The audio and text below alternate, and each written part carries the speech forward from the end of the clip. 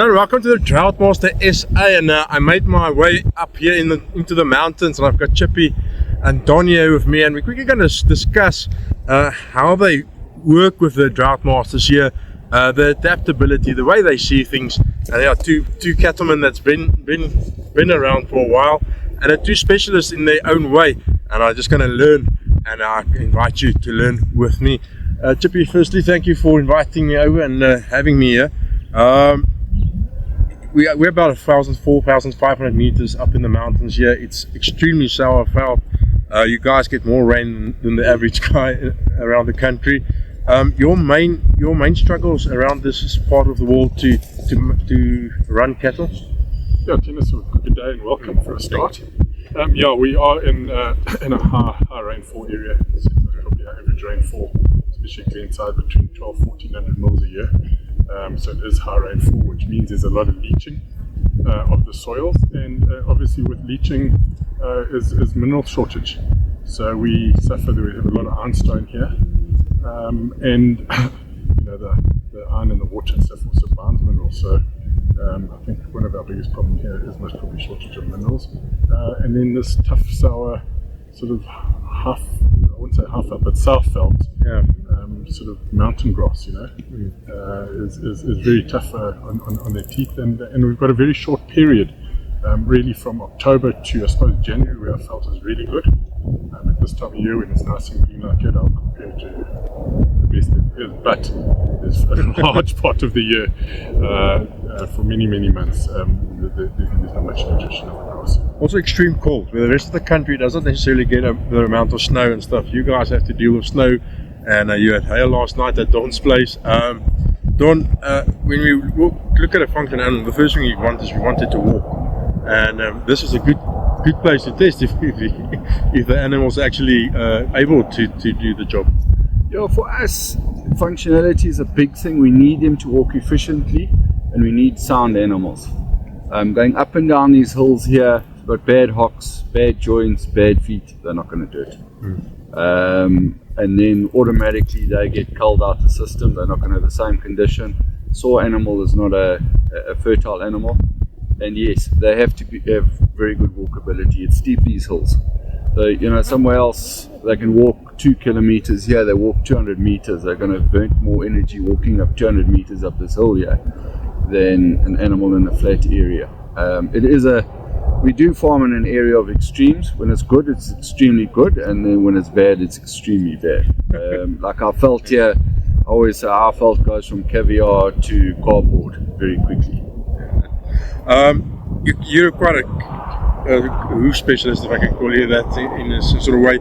And I spoke to Chippy, we spoke about it last night, saying, so you've got these rocks that they have to deal with. You can just, when you walk around, you just see the amount of rocks they have to deal with, and then you get the amount of rain.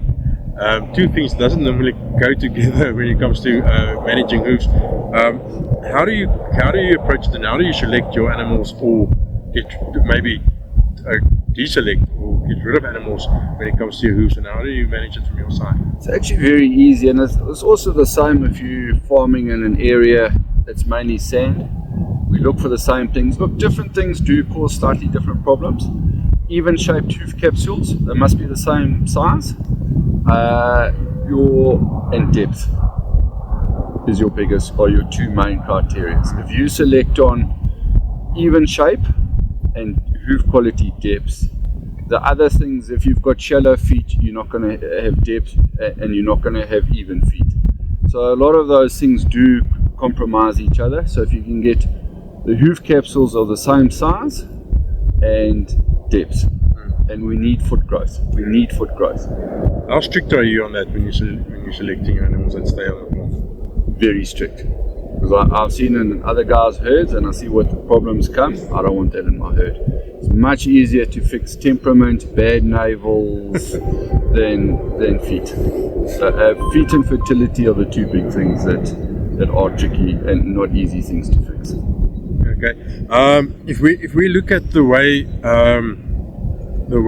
you guys farm over here, the way you manage your cattle, selecting a breed. You said to me earlier, we were standing here watching the cattle run past, saying the most important thing for a beef farmer is longevity. Do you actually get that from what's standing behind us here? Is that something that you're happy with at the moment? Absolutely, yeah. Tinus, I think having a little bit more indicus in the Droughtmaster leads to longevity. I don't even consider mouthing a cow until she's over 10 years old, and then really on condition. In the autumn, if her condition's down, then we think about mouthing it. And that's a hell of an advantage economically. If you think of a cow's lifespan and that she can give you 7, 8, 9 calves, maybe even more, that's a hell of an advantage economically. If you consider the first 2 years, that animal's unproductive in your herd, maybe even 3 years if you're calving it at 3 years old, and it's just costing you money. So to have a productive cow for a long period in your herd makes economic sense. When we talk about longevity, what does that include in total, Don? Longevity at this point, there's so many factors that can actually that actually influences the way we talk about longevity, but we use it as a word that we just throw out there, and I don't think half the people normally realize what that actually means for a farmer. Well, I mean, longevity sort of equates to your elite cows. She's had a calf every year, she stayed sound, produced you a good calf every year, and she's 15, 18 years old. That's a special cow. Most cows can produce you a calf for their first 3 years quite easily. Sometimes they'll skip on their second calf. Those are easy, those are culled. So for a cow to have got through that every single year, produced you a quality calf every year, and if every year you're culling out your bottom 30% of your weaker breeding cows, to be in that top 70%, breed a quality calf for you every year, hold its condition, and then you've got sense of an animal you've put money into it for the first 3 years. You're only getting a return after 3 years.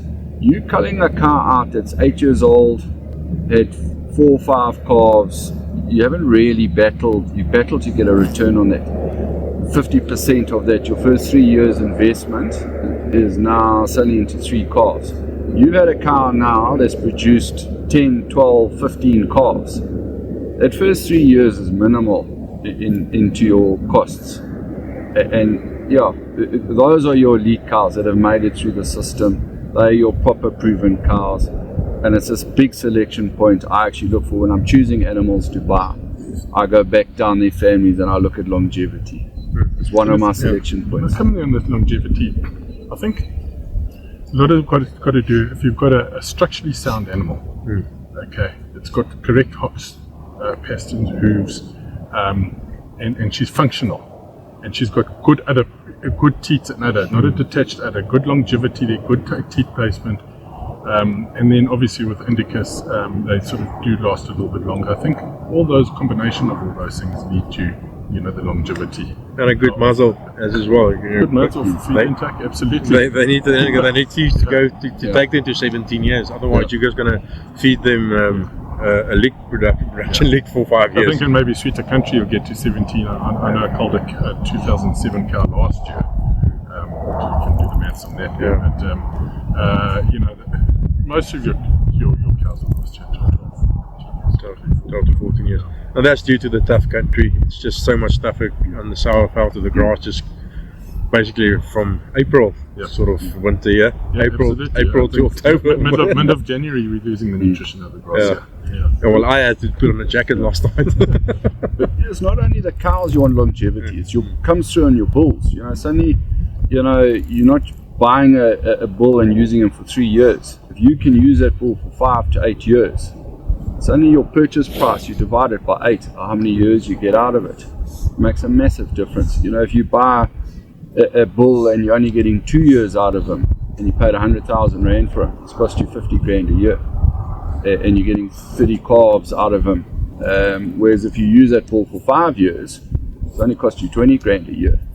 4 years, and you sell it for another 50 or 60 or again. Make your money back. on top of you had the privilege of breeding with him for a few years. If we look at things like your tick sicknesses in this area, it's Chippy, you spoke to me about it last night. for you guys, it's all about they should adapt and they should sort themselves out when it comes to well, they need to build that resistance to red water. Absolutely, they must build that resistance, and we've built that up over the years. And I was saying to you last night, I think about 14, 15 years ago, we lost 14 cows in a bull on one day from one red water outbreak. I don't even consider red water these days. It's not even an issue. I brought in some recipient cows last year from close by here, 49 cows, and I think we get about 12 of them that we had to treat within the first month. It's just a realization that our animals are adapted. And that smooth tropical coat of the Droughtmasters, and it ticks, flies, cancer, all those sort of stuff. It helps with the building up resistance and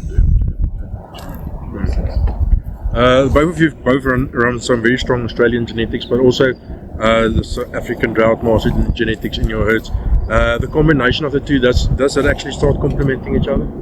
Absolutely. We are breeding Droughtmasters at the end of the day, and they come from Australia. So if we want to breed Droughtmasters, they must look like the Australian Droughtmaster. And so it's about infusing. We've got different markets, totally different markets in Australia to South Africa. Australia, they tend to grow the animals out later. Was my herd, start putting in the feedlots in the background, then 400 kgs, feeding big steers. They've got the exports to the east, etc. So it's a different type of animal, but it's about infusing certain traits and things from those animals into our package that is economical, viable, and adapted to our conditions in South Africa and our market.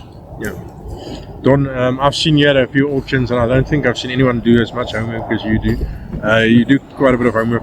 When you go through that booklet and you look at the lines, of course, and you know what works and what works for you, but there's also when it comes to looking at an animal, when you go to an auction, is there a specific way that you think about this is our approaching what I'm gonna buy within my budget that makes sense on me for my farm to be a profitable farmer? Yeah, so the first thing is I look at families. I want strong families, and I go back 3, 4, 5 generations. I want those families. Longevity, fertility are the two biggest things I look for. Then efficiency, but if it's an efficient cow, it's going to be longer. And then I actually leave that list. I try and forget about them for 2-3 days, and then I go around and I look at the animals. And quite often, the animals that I've picked up on the paperwork are the animals that I actually, those two lists combined. And then out of those two lists, then I try and buy those animals. I don't necessarily follow, those are my biggest things. Fertility is my number one for me. And then function, and then the paperwork, and then I try and combine the two of them. Bulls, I look at 1 or 2 different things on top of that, but a cow must be feminine, and a bull must be masculine. A bull must be a bull, and one of my selection criteria is when I'm looking at calves and I'm choosing my calves, if there's a calf lying down 20-30 meters away, or if it gets up, I must recognize it as a bull or as a heifer. I mustn't have to try and look at it or look at its tag. Underneath. So it's a lot of homework, and that's where you pick up those strong families, you pick up those good cows, you pick up those families that breed for you. You do get some magnificent animals that look magnificent, but nothing in their generations before have bred, and she won't breed for you either. You brought up the bull topic. Bulls are always, we know how important the mother lions are, but one bull can ruin a whole season for you. And that all comes down to not breeding with something with a raw claw or with good legs. But choosing a bull for her to change things for you, how do you go about changing things? Sometimes you want to make them a little shorter, longer. But do you actually buy a bull to make those sort of changes? We're at the stage now, since we're buying a bull for a purpose. With us, with the Australian genetics, we have one of the things that's actually underlined. So I'm buying a purpose bull at this stage. Using one of our own young bulls. And I think the more you use in your own genetics and breeding your own cattle, the really understand them, the more success you have, the more predictability you have in achieving the article you're trying to breed at the end of the stage of the building. I'm actually at this stage where we're just like So you've got a certain purpose in mind for making the cleaning up underneath and all that sort of stuff. But let's get to the female lines. We spoke. I heard you two guys spoke about it earlier. How important the female is in part of this, and the female is sort of the one that carries a lot of the important traits that at the end of the day makes a thing adaptable. And I think it's quite important that we realize how important those family lines are in the females. I think it's 100%. It's all about the female. The female is affected. I mean, I'd like to quote, she's a cornerstone to profitability in the beef industry. She has everything, and that is one thing in the Droughtmasters that we really look for is the female lines. And obviously we try and stack our bulls with the best female lines. Don, do you have the same sort of approach to the female lines? Yes. So when you talk about families, you're talking about female female lines. Bulls, you want bulls, you've got to fault your cows, pick your faults in your cows. And if you're picking up something, you've got a fault or you're lacking something, that's where you'll buy the bull or AR or genetics from there that you can use to improve on that. I always say one mustn't be barn blind to your own cows. You must be more critical on your own breeding cows than someone else's, and be realistic at what your faults are and try and correct those faults. But you do need your own herd base, and you've got to breed with what you like also. We steep country, high rainfall, guys up north, drier, flatter, they can choose a slightly different animal. But if you go through their herds, the same fundamentals are there.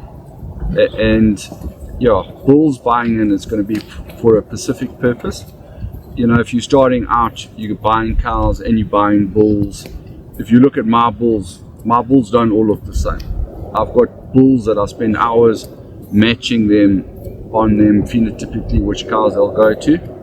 And then I also look at the genetics. So what I often do, 1 year it's on conformation, looks, the next year I breed to genetics.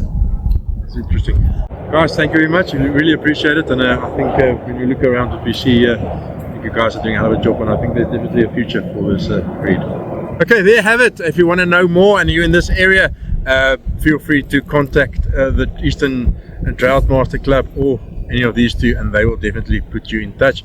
And you can always contact the society for more information. Until next time, cheers.